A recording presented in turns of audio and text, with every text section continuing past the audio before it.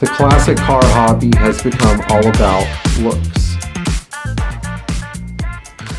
I should probably do some more mechanical topics next time, but today I just didn't feel like doing mechanical topics.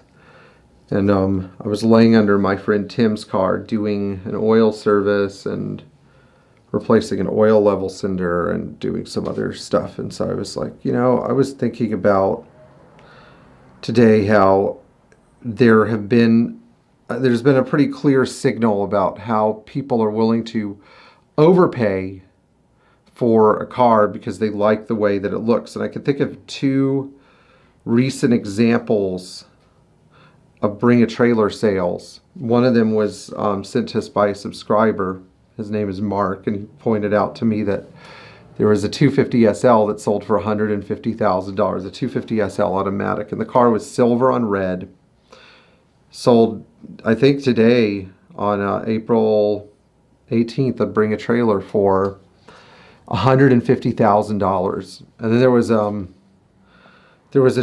280 SL, a 70, brown on parchment, MB Tex. I think this car brought almost $200,000. And it was a really high quality restoration. It was a great restoration. They lowered the car. I don't like the fact they lowered it, but you could tell that it was an exhaustive, highly detailed restoration, and the car ended up bringing probably twice the market value because of how it presented. Somebody liked the aggressive stance, and they liked the fact that it had been painted with a two-stage version of 723H tobacco brown instead of a single stage, which doesn't pop quite so much. And I guess one of the things that both of these sales made me think about was how somebody will pay more for a car because they like the way it looks rather than appreciate a car that is mechanically or even structurally solid. And I try to wrap my head around this. Why do we as human beings with 50 years of knowledge, with some of these classic Mercedes that we work on, between 30 and 50 years of these cars being in existence, you still see people doing restorations that heavily favor the cosmetic and leave a lot of serious mechanical issues totally unaddressed. And one of the major problems with this is that when we, the restorers or mechanics, so I'm a mechanic, I'm not really a restorer, but when we, the mechanics, get these cars that were purchased at a way above market price without a detailed inspection, because their cosmetic condition appealed to the buyer, and they assumed because the cosmetics were great, the mechanicals would be great. Why is it that we get blamed when we have to turn in 100 hours of work on a car? I don't understand this. Because one of the things I hate most about my job is when I find other people's mistakes and correct them, I get almost antagonized by some. I've had some customers antagonize me. Some customers just get really frustrated. And I mean, these are normal reactions. But it's just, I guess if you're in the collector car hobby and you're looking to pay $150,000 to $200,000 for a 280 SL, like at some point you should understand it's a 50-year-old car. If you're looking to pay $350,000 for a 280 SE 3.5 Cabriolet, you should understand that these cars were not easy to keep in tune when they were new. If you're paying $280,000 for a 600 short wheelbase because you like the black on red or whatever, you should realize that it's an extremely complicated car. And this trickles down to cars like 560 SLs. It trickles down to other Pagodas like the 230 and 250 SL that had a lot of structural problems because they weren't rust-proofed as well as the 280s. And again, when we start finding this stuff and coming with solutions, why is it so expensive? Well, you were the one that decided to pay this price for the car. We're just trying to help you have a great car. Do you want a car that looks good and doesn't run well? Who doesn't want a car that looks good and doesn't run well? I mean, it becomes a very frustrating thing. And this happens just about every time we get an expensive car in the shop. What I mean by expensive car is anything with 2 doors. Anything with 2 doors that is not a well-kept citrus green 450 SLC from Idaho that actually turned out to be a really great car, you know.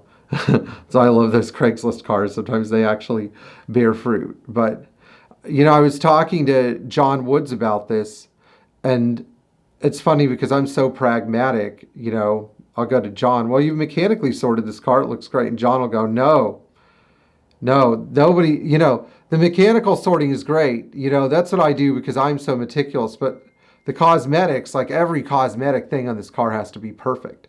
And I'll watch John slave over a car, putting hundreds of hours into making sure that every cosmetic detail of every car he sells is accounted for.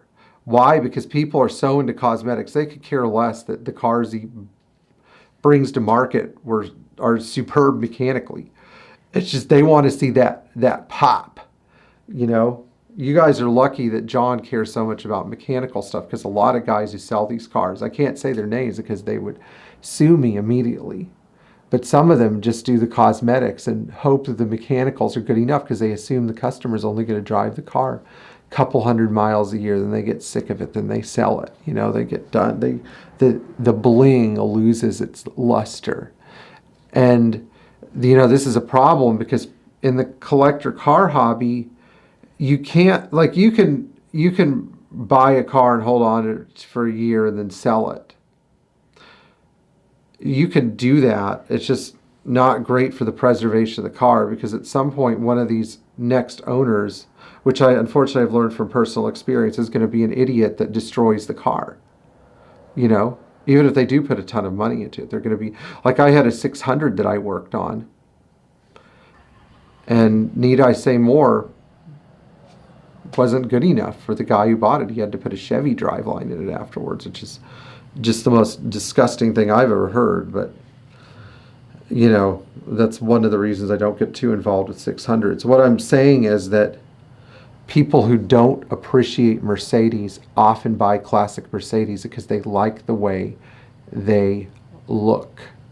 And my advice is, if you're not willing to accept the high mechanical state and the necessary maintenance of owning a classic Mercedes, you are not worthy of owning one.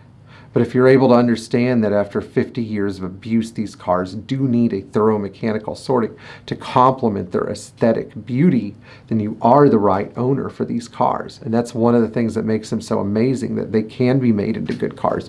You could be a Ferrari owner and driving a Dino, a 246 GTS, which is a car that you will never, ever, ever be able to drive a mile without wondering if it's going to go that mile without something wearing out or deteriorating. We're not talking about breaking, we're talking about it doesn't stay good.